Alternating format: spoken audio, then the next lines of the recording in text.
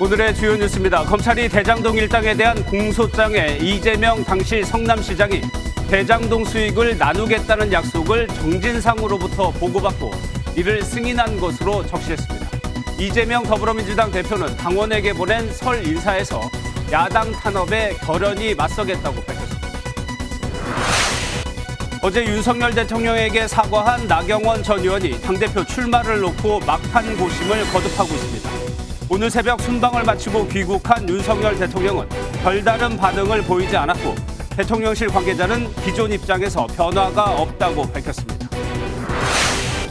설 연휴 첫날인 오늘 하루 동안 515만 대의 차량이 귀성길에 오르며 극심한 정체가 빚어졌지만 현재는 대부분 풀렸습니다. 연휴 기간 한파가 예보된 가운데 23일에는 제주에 많은 눈이 내릴 것으로 보여 결항에 따른 고립도 우려되고 있습니다. 어제 저녁 경부고속도로 서울 방향 서울요금소 인근에서 버스 5대가 잇따라 추돌해 24명이 다쳤습니다. 오늘 새벽에는 제주 우부학 정상 부근에서 불이 나 2시간 30분 만에 꺼졌습니다. 유명 외국 감독들이 한국행을 고사하는 가운데 손흥민의 독일 시절 은사인 독일의 토르스텐 핑크 감독이 우리나라 축구대표팀 감독을 맡고 싶다고 밝혔습니다. 유럽과 일본에서 다수 우승 경험이 있고 한국과 인연이 깊은 핑크 감독은 한국행에 강한 의지를 내비쳤습니다. MBN이 단독 취재했습니다. 중국 최대 명절 춘절을 앞두고 티베트 자치구에서 눈사태가 발생해 28명이 사망한 것으로 집계됐습니다. 춘절 연휴 기간 21억 명의 이동이 예상되는 가운데 중소도시와 농촌으로의 코로나 감염 확산 우려도 커지고 있습니다. 네, 여러분 안녕하십니까. 설 연휴 첫째 날입니다. 지금 이 시간 고속도로 상황부터 살펴보겠습니다. 정오쯤 극심했던 정체는 서서히 풀리고 있습니다. 일부러 늦게 출발하시는 분들도 있을 텐데요. 서울요금소 연결해서 알아보도록 하겠습니다. 이혁재 기자, 지금 서울에서 출발하면 고향 가는 길 얼마나 걸리나요? 네, 제 뒤로 보이시는 것처럼 귀성길 교통량은 많이 줄어들었는데요. 저녁 7시 기준으로 서울을 출발하면 부산까지 4시간 30분, 목포 3시간 40분, 강릉은 2시간 40분이 걸릴 것으로 보입니다. 평소 흐름과 비슷한데요. 귀성길 정체는 오늘 정오쯤 가장 심했다가 오후 들어 점차 해소된 모습입니다. 혼잡이 계속되던 경부선 안성 분기점과 목천 나들목도 교통량이 눈에 띄게 줄었습니다. 도로공사 측은 설 당일인 내일 하루만 612만 대가 고속도로로 이동할 것으로 예상했습니다. 3년 만에 거리두기 없는 설 명절입니다. 귀성객들 분위기 어땠나요? 네, 오늘 휴게소에서 만난 귀성객들의 표정은 밝았습니다. 간식도 먹고 여행 계획도 세우면서 고향 가는 길에 피로를 잇는 모습이었는데요. 들어보시겠습니다. 자고 일어났는데 여기 휴게소에 도착을 해 있더라고요. 여기 뒤에 있는 음식점에서 맛있는 우동도 먹고 논산으로 넘어가서 아무래도 공룡 박물관이 있다고 해서 애기들이 이제 공룡을 너무 좋아하다 보니까 고향 가는 길 코로나19 증상이 의심되시면 서울 방향 안성휴게소와 화성휴게소 등 6곳에 임시 선별검사소가 마련됐으니 참고하시길 바랍니다. 지금까지 서울요금소에서 MBN 뉴스 이혁재입니다. 김포공항도 하루 종일 붐볐습니다. 고향으로 또 해외로. 이번 연휴에만 100만 명 넘게 김포공항을 찾을 것으로 예상됩니다. 최은미 기자가 다녀왔습니다. 출국장을 꽉 채운 사람들. 항공사 창구마다 체크인하려는 승객들로 발 디딜 틈이 없습니다. 설 연휴를 맞아 고향이나 여행지로 떠나는 사람들입니다. 제주도에 할머니 할아버지 집 가요. 기분이 어때요? 완전 신나요. 와, 정말. 가족끼리 제주도로 여행 가요. 언니도 설레요. 부끄럽지? 설레고 기쁘고 신나요. 한국공항공사는 이번 설 연휴 기간 이곳 김포공항에 109만 명이 다녀갈 것으로 예상했습니다. 지난해 같은 기간보다 18% 늘어난 숫자입니다. 늘어난 수요에 맞춰 107편의 임시 항공편도 추가로 투입했습니다. 출발 기준 가장 붐비는 날은 김포공항 오늘, 김해공항 내일, 제주공항은 연휴 마지막 날인 24일로 예상됐습니다. 23일부터는 폭설이 예보돼 귀경길 각별한 주의가 필요합니다. 좀 걱정은 되는데 눈 오면 하룻밤 더 묵으면 돼요. 제주 사랑하는 마음으로 하루 더 묵으면 돼요. 공사 측은 23일 오후 6시부터 기상 악화로 일부 항공편의 비정상 운항이 예상된다며 수시로 운항 정보를 확인해달라고 당부했습니다. MBN 뉴스 최은미입니다. 날은 상당히 추웠습니다. 중부지방은 아침에 영하 17도까지 떨어졌고 강원도 일대엔 한파특보도 내려졌습니다. 연휴 마지막 날인 다음 주 화요일 올겨울 들어 가장 매서운 추위가 찾아옵니다. 연휴 날씨는 김민수 기자가 전해드리겠습니다. 폭포가 얼어붙어 거대한 빙벽이 됐습니다. 연휴 첫날인 오늘 서울 아침 기온은 어제보다 7도 가까이 떨어진 영하 10도를 기록했습니다. 한낮에도 기온이 영하권에 머물면서 얕은 개울가에는 이렇게 얇은 얼음막이 펼쳐졌습니다. 바람이 굉장히 추워서 좀 많이 추워지고 있구나 이런 생각을 하고 계속 집에 있어야지 이런 생각을 많이 했던 것 같아요. 동해안을 제외한 강원도와 경북 북동부 산지에는 오늘 오후 3시를 기점으로 한파특보가 내려졌습니다. 설날인 내일은 평년 수준의 기온을 회복하겠습니다. 다만 전국 대부분 지역이 흐리고 눈이나 비가 오는 곳이 많겠습니다. 23일부터는 북서쪽에서 차가운 대륙성 고기압이 확장하면서 올겨울 가장 추운 날씨가 시작되겠습니다. 연휴 마지막 날인 오는 24일 중부지방 최저기온은 영하 20도까지 떨어지겠습니다. 북한은 23년 만에 가장 춥겠고 백두산은 영하 40도를 밑돌 것으로 예보됐습니다. 기상청은 연휴가 끝난 뒤에도 아침 최저기온이 영하 10도 안팎을 기록하는 추위가 주말까지 이어질 것으로 내다봤습니다. MBN 뉴스 김민수입니다. MBN이 김만배 씨 등 5명을 추가 기소한 검찰의 공소장을 입수했습니다. 내용을 살펴보니 검찰은 이재명 민주당 대표가 김만배 씨 지분의 절반을 나중에 건네받기로 했다고 보고 있습니다. 먼저 공소장의 주요 내용을 오지혜 기자가 보도합니다. 검찰은 이재명 대표가 김만배 씨의 대장동 개발 사업 이익 절반을 받는다는 내용을 보고받고 승인했다고 잠정 결론을 내렸습니다. 검찰은 김만배 씨 등 대장동 일당을 추가 기소한 공소장에서 지난 2014년 6월 김 씨가 유동규 전 본부장에게 지분 절반 정도를 제공하겠다는 제안을 했다고 적었습니다. 이어 대장동 사업자 선정 직후인 지난 2015년 4월에도 거듭 같은 의사를 밝힌 내용도 담았습니다. 지분 49%를 갖기로 한 김만배 씨가 유동규 전 본부장에게 이재명 시장 측에 자신의 지분 절반가량을 주겠다고 했다는 겁니다. 검찰은 이 같은 내용을 정진상 전 실장을 통해 당시 이 시장이 보고받고 직접 승인했다고 판단했습니다. 검찰은 또 이 대표가 선거 공약 이행을 위해 용적률을 높이며 민간업자 이익을 극대화시킨 것으로 파악했습니다. 다음 주 이재명 대표의 검찰 조사를 앞두고 지분 약정설의 실체가 최대 쟁점으로 떠올랐습니다. MBN 뉴스 오지혜입니다. 이에 대해 이재명 대표는 하나된 힘으로 야당 탄압에 결연히 맞서겠다고 밝혔습니다. 국민의힘은 이 대표가 1원도 받지 않았다더니 김만배 씨를 거쳐서 받은 것이냐고 공세를 폈습니다. 안보람 기자의 보도 보시고 공소장에 또 어떤 내용이 있는지 뉴스 추적에서 살펴보겠습니다. 설 연휴 첫날 이재명 대표가 뇌물 약속을 승인했다는 보도가 쏟아지자 더불어민주당은 격앙된 반응을 내놨습니다. 검찰에 천인공노할 언론 플레이라며 공소장에 적힌 검찰 결론에 대해 허위 주장과 왜곡으로 점철됐다고 주장했습니다. 사실 무근이라는 말로 표현이 부족할 만큼 터무니없는 중상모략입니다. 차라리 이 대표가 외계인이라고 주장하십시오. 그것이 더 그럴싸할 것입니다. 이재명 대표는 민주당 단합을 촉구했습니다. 권리당원에게 보낸 설인사 문자 메시지에서 민주당은 하나된 힘으로 야당 탄압에 결연히 맞서겠다면서 동지들이 힘을 모아달라고 당부했습니다. 국민의힘은 심각한 범죄라고 비판했습니다. 이재명 대표가 1원도 받지 않았다는 말은 직접 받은 돈은 1원도 없고 모두 김만배를 거쳐서 받았다는 뜻이었습니다. 법무부는 민주당의 언론 플레이 지적에 즉각 반박했습니다. 통상 절차대로 기소 후 7일이 경과된 어제 공소장 사본을 국회에 제출했을 뿐 언론에 흘린 사실은 전혀 없다는 겁니다. 법무부는 민주당이 허위 사실을 전제로 검찰을 원색적으로 비난했다며 허위 주장에 근거를 대라고 요구했습니다. MBN 뉴스 안보람입니다.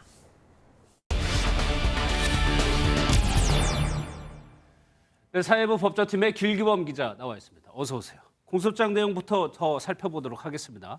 길 기자도 쭉 읽어봤을 텐데 이재명 대표의 이름이 상당히 많이 언급되고 있다면서요. 네, 총 57쪽 분량의 공소장에는 이재명 당시 성남시장이 모두 146차례 언급됐습니다. 예. 이번 공소장은 검찰이 김만배 씨 등 대장동 일당을 이해충돌방지법 위반 혐의로 추가 기소한 공소장입니다.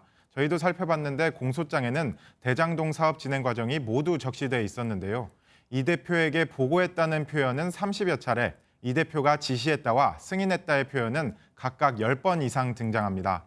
검찰은 이 대표가 대장동 특혜 의혹의 최종 결정권을 행사했다고 판단한 것으로 보입니다. 예, 리포트에서 언급한 것처럼 이 대표가 대장동 개발 수익을 나눠받기로 했다는 점이 핵심적인 내용이 될 테고, 그런데 검찰이 또 주목하는 부분이 있다면서요. 네, 대장동 사건에서 또 하나의 중요한 수사 갈래는 바로 불법 자금 흐름일 텐데요. 예. 대장동 민간 사업자들이 로비를 위해 이 대표의 최측근인 정진상 전 실장과 김용 전 부원장에게 돈을 건넸다는 정황입니다. 검찰은 해당 자금이 이재명 당시 성남시장의 재선 자금 등 불법 선거 자금으로 사용됐다고 의심하고 있습니다. 공소장에는 남욱 변호사가 선거 자금 명목으로 금품을 제공하고 이 대표 옹호 댓글을 작성하게 했다고 언급했습니다. 검찰은 이 대표가 이런 사실들을 보고받았다고 적시했습니다. 민주당 측은 공소장 내용에 대해 신빙성 없는 진술만으로 날조한 억지 주장들이라며 강하게 반발하고 있습니다. 예, 이 대표가 검찰에 소환되면 이 두 가지가 주로 다뤄질 것 같은데, 네, 맞습니다. 이 대표의 출석 날이 28일로 알고 있는데 이것이 확정이 된 겁니까? 결론부터 말씀드리면요, 아직도 확정된 게 아닙니다. 예. 이 대표 측은 설 연휴가 끝나고 주말인 28일에 출석하겠다고 밝혔지만 검찰은 아직 조율 중이라는 입장입니다. 서울중앙지검에 오는 시각과 이틀에 걸쳐 조사를 할지 등을 두고 이 대표 측과 이견을 좁히지 못한 것으로 보입니다. 예, 김성태 전 회장 얘기도 해보겠습니다. 구속이 되고 처음으로 조사를 받았어요. 네, 검찰은 김성태 전 쌍방울 회장이 구속된 지 하루 만에 지체 없이 조사를 시작했는데요. 검찰은 이재명 대표 변호사비 대납 의혹을 들여다보고 있는데 김 전 회장은 여전히 강력하게 부인하는 것으로 알려졌습니다. 김 전 회장은 현재까지 진술 거부나 묵비권을 행사하진 않은 것으로 전해졌습니다. 알겠습니다. 여기서 정리하겠습니다. 길기범 기자였습니다. 다음 소식입니다. 나경원 전 국민의힘 의원이 저출산이 부위원장직 해임 결정이 대통령의 본의가 아닐 것이라고 했던 말을 공식적으로 사과했습니다. 이에 대통령실은 무반응이고 순방 후 오늘 귀국한 윤 대통령도 관련 보고를 받은 뒤 별다른 언급이 없었습니다. 정태진 기자입니다. 나경원 전 의원, 어젯밤 늦게 윤석열 대통령에게 전격 사과했습니다. 해임은 대통령의 본의가 아닐 것, 전달 과정의 왜곡이라 말한 지 사흘 만입니다. 제가 이 대통령님의 본의가 아니었다라고 말한 부분은 저의 불찰이었고 이 부분에 대해서는 사과드립니다. 출마의 가장 중요한 부분은 결국 윤 대통령, 윤 정부의 성공. 앞서 나 전 의원이 대통령의 본의를 언급한 뒤 대통령실은 불쾌감을 숨기지 않았습니다. 나 전 의원이 결국 사과를 한 것은 출마 선언을 실행으로 옮기기 위한 사전 포석으로 보입니다. 나 전 의원 측은 MBN과의 통화에서 나 전 의원의 출마 의지가 강하다며 다음 주를 넘기지 않을 것이라 밝혔습니다. 대통령실은 진실한 사과로 보이지 않는다는 입장인데 대통령실 고위 관계자는 입장에 변동이 없을 것이라고 전했습니다. 순방을 마치고 돌아온 윤 대통령은 오늘 나 전 의원 관련 보고를 받고도 별다른 언급을 하지 않은 것으로 알려졌습니다. 나 전 의원은 설 연휴 기간에는 비공개 행보로 몸을 낮추고 반응을 살피는 등 숙고에 들어간 뒤 이후 국민의힘 당대표 출마 여부를 발표할 전망입니다. MBN 뉴스 정태진입니다. 설 연휴를 앞둔 어제 30대 배달 노동자가 음주운전 차량에 치여 숨지는 안타까운 사고가 있었습니다. 경찰이 2시간 만에 체포한 운전자는 현직 의사였고 구호 조치 없이 뺑소니를 쳤습니다. 장덕진 기자입니다. 왕복 12차선 도로를 비추는 CCTV 화면입니다. 신호를 기다리던 오토바이가 순식간에 사라집니다. 반대편에서 달려오던 SUV가 중앙선을 침범해 오토바이와 정면 충돌했습니다. 오토바이를 타고 있던 30대 배달 노동자는 병원으로 옮겨졌지만 숨지고 말았습니다. 신호도 잘 지켜요. 거의 1년 가까이 일하신 것 같은데 한 번도 없었고 저희도 좀 안타깝죠. 차량 운전자는 현직 의사였습니다. 의사인 운전자는 구호 조치 없이 사고 현장에서 500m를 더 달리다가 차량을 버리고 도주했습니다. 경찰의 음주 측정 결과 혈중 알코올 농도는 0.069%, 면허 정지 수치였습니다. 구속영장 실질심사의 모습을 드러낸 의사 운전자는 왜 도주했는지 등 기자들의 질문에 입을 꾹 닫았습니다. 구속 여부는 이르면 오늘 밤 결정됩니다. MBN 뉴스 장덕진입니다. 설 연휴 들어온 사고 소식입니다. 어제 저녁엔 서울요금소 인근에서 버스 5대가 추돌하며 24명이 다쳤습니다. 오늘 새벽엔 제주 우부학 정상 부근에서 방화로 추정되는 불이 났는데요. 김영현 기자가 소식 모았습니다. 고속도로 한가운데 버스가 연달아 멈춰서 있고 승객들이 밖으로 나와 있습니다. 경부고속도로 서울 방향 서울요금소 인근에서 고속버스와 통근버스 등 버스 5대가 잇따라 추돌했습니다. 이 사고로 승객 24명이 다쳐 병원으로 옮겨졌고 이 가운데 1명이 크게 다쳤습니다. 전방 정체로 서행 중인데 이제 뒤에서 그대로 연쇄 추돌한 거죠. 길을 걷던 한 남성이 갑자기 의식을 잃고 바닥에 쓰러집니다. 어디선가 나타난 경찰관이 남성의 상태를 확인하고 심폐소생술을 실시합니다. 도난 상품권을 찾는다는 신고를 받고 피해자를 검거해 지구대로 복귀하던 중 상황이 발생한 겁니다. 119 구급대원들이 도착할 때까지 다른 경찰관들도 응급처치를 도왔고 남성은 병원에 이송된 뒤 의식을 회복했습니다.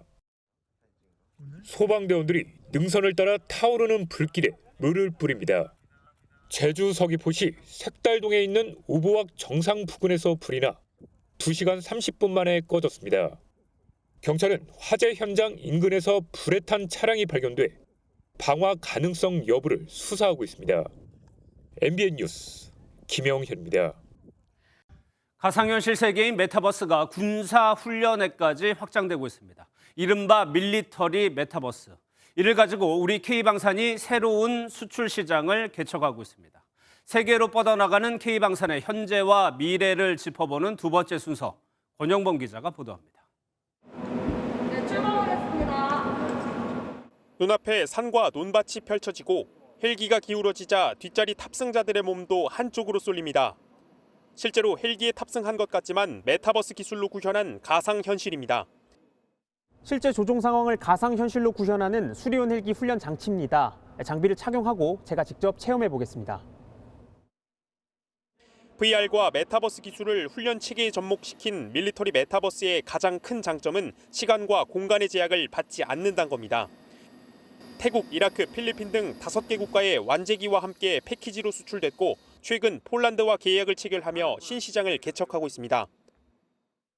하드웨어들이 좀 더 이제 기술력이 좋아지면은 훨씬 더 효과적인 그리고 효율적인 시뮬레이션 장비로 변모할 것을 이렇게 보고 있습니다. 기술력에 이어 K방산이 가진 또 다른 강점은 신속한 납기입니다. 실제로 폴란드는 애초에 도입하려던 미국의 고속기동 포병 로켓 시스템 하이마스 대신 한국 다연장 로켓 천무를 선택했습니다. 신기술을 계속 접목을 해가지고 구매국이 요구하는 그런 상황에 맞는 무기 체계를 적게 공급하는 이런 역량도 가지는 것도 중요합니다. 기술과 속도, 2마리 토끼를 잡으며 세계로 뻗어나가는 K방산의 도전은 지금 이 순간에도 현재 진행형입니다.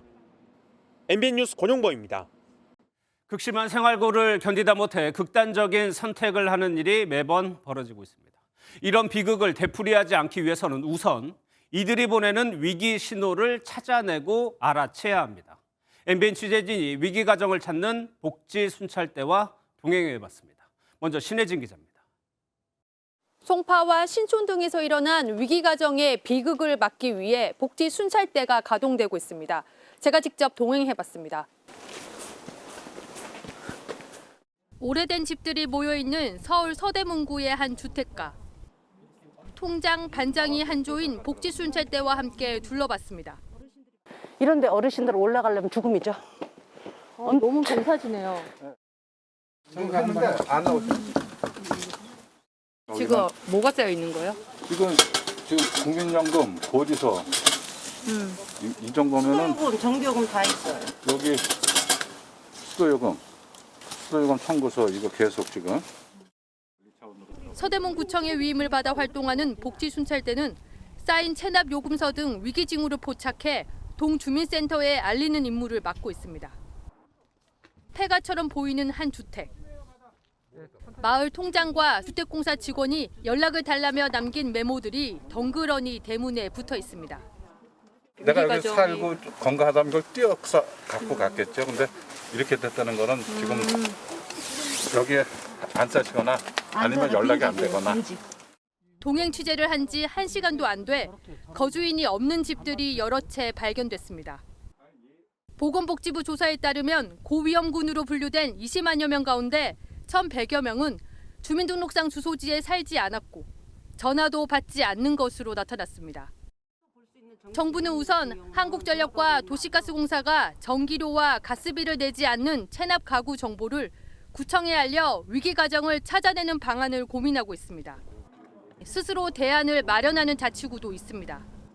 부동산 공인중개사 사무소를 통해서 전월세 계약을 할 때 저희가 위기가구는 이렇게 신고하면 됩니다라고 안내문을 같이 동봉을 해서 집주인하고 세입자한테 같이 숨겨진 위기 가정을 더 많이 찾아내려면 자치구에서 관련 예산과 인력을 더 확보하는 것이 우선이라는 지적도 나옵니다. MBN 뉴스 신혜진입니다. 이렇게 위기 가정을 찾으면 이들에게 복지 지원이 이뤄져야 합니다. 하지만 수도나 전기가 끊겨도 절반 가까이는 혜택을 보지 못하고 있습니다. 어디까지가 위기 가정인지 더 촘촘히 지표를 만들어 사각지대를 없애야 한다는 지적입니다. 이어서 노승환 기자입니다. 허리디스크로 살 길이 막막해진 강모 씨가 구청의 위기가정 발굴 사업인 빨간 우체통을 통해 의료 지원을 받고 있습니다. 노출을 꺼리는 위기가정이 SNS로 구청에 사연을 보내면 지원이 이루어지는데 강 씨는 이번 신청으로 의료비뿐 아니라 생계비와 주거비까지 받게 됐습니다. 막막했죠. 그래서 수술도 안 받으려고 했는데 그래도 연락해 주시고 그러고 걱정하지 말고 치료 받고 저거 하시라고 그래갖고 이 정도 회복이 된 거 같아요. 하지만 강 씨는 운이 좋은 편입니다. 수돗물이나 전기가 끊기는 등 34개 위기가정 판정 기준으로 지난해 정부가 찾아낸 사람은 98만여 명. 하지만 이 중 50만여 명만 실제 복지 지원을 받았고 가장 보장이 강한 기초생활수급자가 된 사람은 0.2%에 불과한 2천여 명에 그쳤습니다. 당장 경제적으로 어렵거나 빚이 많아도 일정 소득이나 재산이 잡히면 탈락하는 겁니다. 그나마 정부와 지자체의 발굴 대상조차 안 되는 가정은 그야말로 속수무책입니다. 지난해 11월 일가족 4명이 경제적 어려움으로 극단적 선택을 시도해 부모는 뇌사에 빠지고 아들 둘은 숨진 인천의 한 가정이 그렇습니다. 위기 가정을 판단하는 34개 기준 어디에도 해당하지 않아 정부나 지자체가 발견조차 못했습니다. 현재 사회보장제도가 우리 사회의 굉장히 다양한 빈곤의 모습을 담아내기에는 역부족이라는 사실부터 출발해야 될 것 같아요. 아울러 빈곤의 정의와 원인에 대한 더 깊이 있는 연구를 통해 복지 지원 제도를 현실에 맞게 개선해 나가야 한다는 지적이 힘을 얻고 있습니다. MBN 뉴스 노승환입니다. 전기차가 국내에 도입된 지 10년이 넘자 전기차 전문 폐차장이 등장했습니다. 폐차 과정에서 버려지는 부품, 특히 배터리와 같은 핵심 부품들을 재활용하는 방안이 한창 연구 중이라고 하는데요. 김정민 기자가 전합니다. 사고 후 폐차장으로 들어온 전기차를 분해하고 있습니다. 내연기관 차량만 폐차하던 이곳이 전기차 폐차도 시작한 건 4년 전. 전기자동차의 각종 부품들의 재사용, 재활용은 굉장히 확장할 수 있는 범위가 넓기 때문에 돈도 되고 자원도 아끼고. 폐차 후 나온 부품들 중에서도 가장 핵심은 고가의 배터리팩입니다. 전기차에서 뜯어낸 배터리 묘듈입니다. 전기차 한 대에 모듈 10개가 들어가는데요. 이 모듈을 다시 작은 단위로 나눠서 이런 다양한 에너지 저장 장치로 만들 수 있습니다. 2kW짜리 에너지 저장 장치입니다. LED 전구 300개를 1시간 동안 가동할 수 있는 용량으로 난방기나 냉장고도 돌릴 수 있어 캠핑용 장비로 인기가 높습니다. 100만 원 넘는 가격에 판매되고 있는데 전기차 한 대에서 나오는 배터리로 40개까지 만들 수 있습니다. 캠핑용 파워뱅크라든가 또는 이제 병원 같은 데나 이런 데 전기가 끊어지면 안 되는 곳, 이 시장에 이제 이런 재활용 배터리를 사용할 수가 있죠. 전기차 보급이 늘면서 가능한 많은 부품을 재활용하기 위한 기술 개발도 본격화하고 있습니다. MBN 뉴스 김종훈입니다. 불확실한 경제 상황에 안전자산인 금이 주목을 받고 있습니다. 편의점엔 금 자판기가 등장했고요. 금값에 따라서 잔액이 달라지는 금통장 같은 투자 상품도 인기라고 합니다. 박규환 기자가 보도합니다. 서울 강남구의 한 편의점. 상품을 선택하고 신용카드를 넣어 결제하자 자판기에서 금이 나옵니다. 최근 안전자산 선호 현상이 강해지면서 금 찾는 분들이 많이 늘었는데요. 일상에서 흔히 찾는 편의점에도 이렇게 금 자판기가 등장했습니다. 작년 9월부터 운영을 시작한 편의점 금 판매 상품은 이번 달까지 누적 매출액이 10억 원에 달하는 등 찾는 이들이 많습니다. 내방객들은 작년 연말에 비해서 한 20-30% 정도 늘었고요. 전화는 한 50% 이상. 금 가치가 높아지면서 금통장, 금 ETF와 같은 금테크도 인기입니다. 불확실성이 확대되면서 대표적인 안전자산으로 분류되는 금값이 당분간 수요가 증가할 가능성이 높다고 보고 있습니다. 올해 금값이 역대 최고를 기록할 것이라는 전망도 나오지만 금 역시 변동성이 있는 만큼 분산 투자로 활용해야 한다는 지적도 나옵니다. MBN 뉴스 박규원입니다. 중국 티베트 자치구에서 눈사태가 발생해 28명이 숨졌습니다.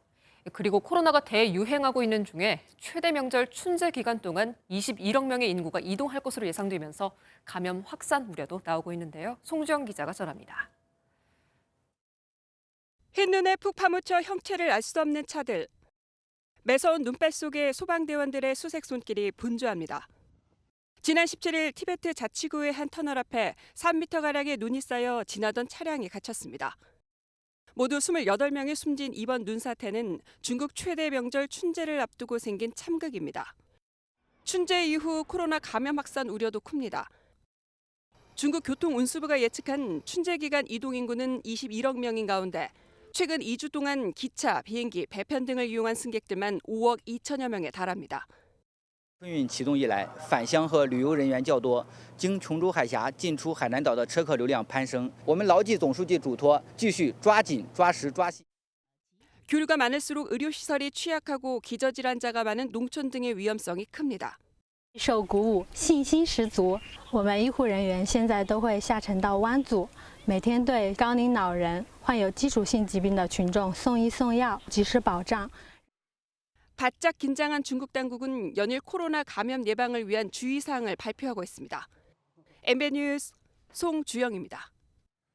북한이 러시아 민간 용병 회사에 무기를 공급하는 사진이 공개됐습니다. 북한이 그동안 중상모략이라고 부인하자 미 백악관이 증거 사진을 내보이며 북한의 지원 중단을 압박한 겁니다. 워싱턴에서 최중락 특파원입니다. 존 커비 백악관 국가안전보장회의 전략소통조정관이 2장의 위성사진을 전격 공개했습니다. 지난해 11월 18일로 5개의 러시아 기차 차량이 북한으로 이동했다가 다음 날 다시 컨테이너를 적재하고 러시아로 돌아간 것이라고 설명했습니다.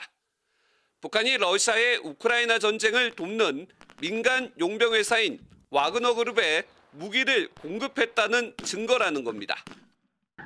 As we have said publicly, North Korea delivered infantry rockets and missiles into Russia for use by Wagner toward the end of last year. So today, we are releasing some imagery of this initial delivery. 북한은 그동안 미국의 주장을 전면 부인하며 철도를 이용해 러시아의 군사물자를 제공했다는 보도에 대해 황당무계한 모략이라고 맹비난한 바 있습니다.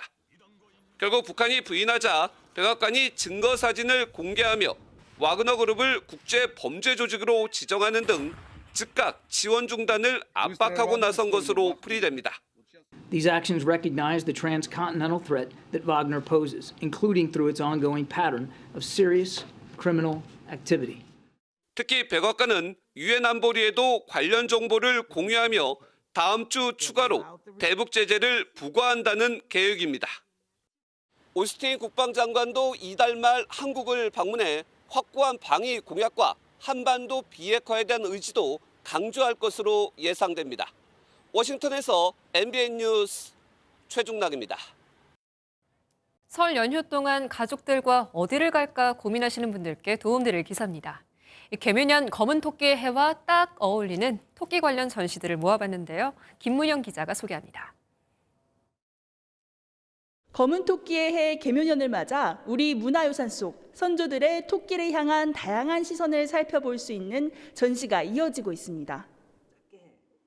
12지상 중 아침을 여는 동물인 토끼가 통일신라 시대의 능묘를 갑옷을 입은 채 지킵니다.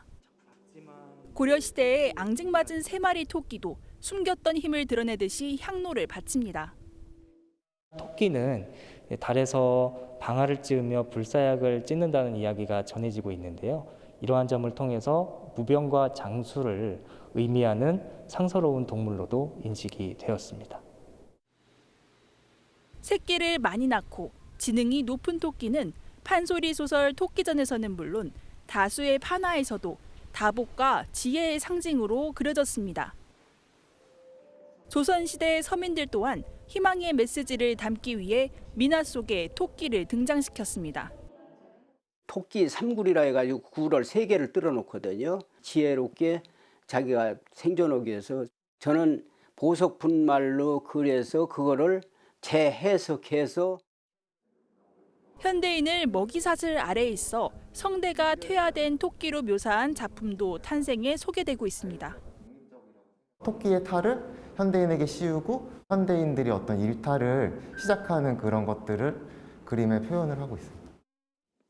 설 연휴, 토끼의 해를 맞아 다양하게 토끼를 해석한 전시들이 풍성하게 열리고 있습니다.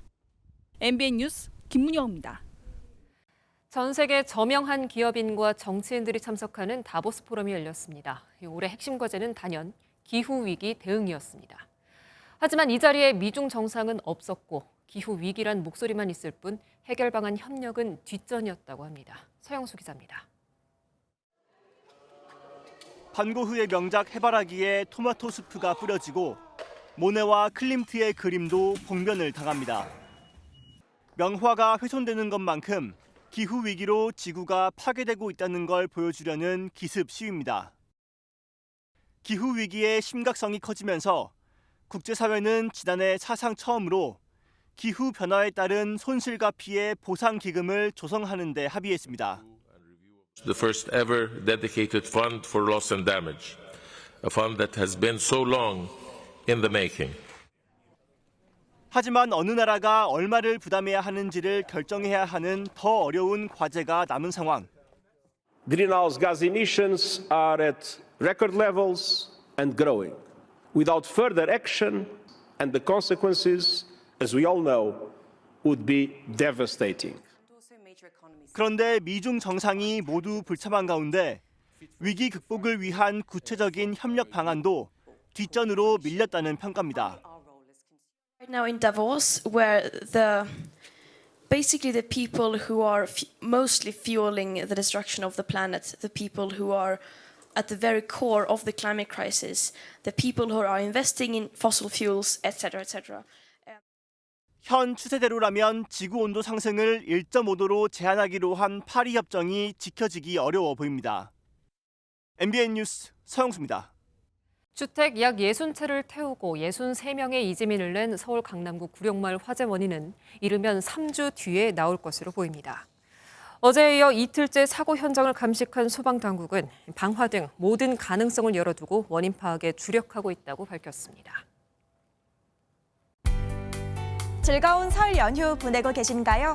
오늘 날은 화창했지만 찬바람이 매서운 하루였는데요. 다행히 설 당일인 내일은 큰 추위는 없겠습니다. 다만 곳곳에는 약한 눈과 비가 내리겠습니다. 오전부터 밤 사이 수도권과 영서에는 1cm 미만의 눈이 가끔 내리겠고요. 전남과 경남, 제주에는 비가 조금 내리겠습니다. 양은 많지 않겠지만 내린 눈비가 얼어 빙판길이나 도로 살얼음이 나타나는 곳이 많겠습니다. 미끄럼 사고에 각별히 유의하셔야겠습니다. 연휴 셋째 날에도 추위는 주춤하겠는데요. 하지만 밤사이 기온이 큰 폭으로 떨어지면서 연휴 마지막 날부터는 날씨가 급변하겠습니다. 서울의 아침 기온이 영하 17도까지 떨어지는 등 전국적으로 강력한 한파가 찾아오겠고요. 한파 속에 충남 서해안과 호남, 제주에는 많은 눈이 예상됩니다. 지역별 내일 기온 살펴보겠습니다. 대부분 평년 이맘때 겨울 날씨를 보이겠는데요. 내일 서울의 아침 기온 영하 3도로 출발하겠고 한낮에는 대부분 4도 안팎까지 오르겠습니다. 내일 남부지방 낮 기온은 광주 6도, 부산은 8도까지 오르겠습니다. 한편 건조특보가 발효 중인 동해안 지역은 대기가 무척 건조합니다. 불조심하셔야겠습니다. 강추위는 다음 주 내내 이어질 전망입니다. 날씨였습니다. 네, 날씨 소식을 보니까 오늘이 설 명절이구나 싶습니다. 자, 영상 속으로에는 김현석 기자가 한복 재단 과정을 담아봤는데요. 전해드리면서 뉴스센터 모두 마치겠습니다. 편안한 밤 보내십시오. 고맙습니다.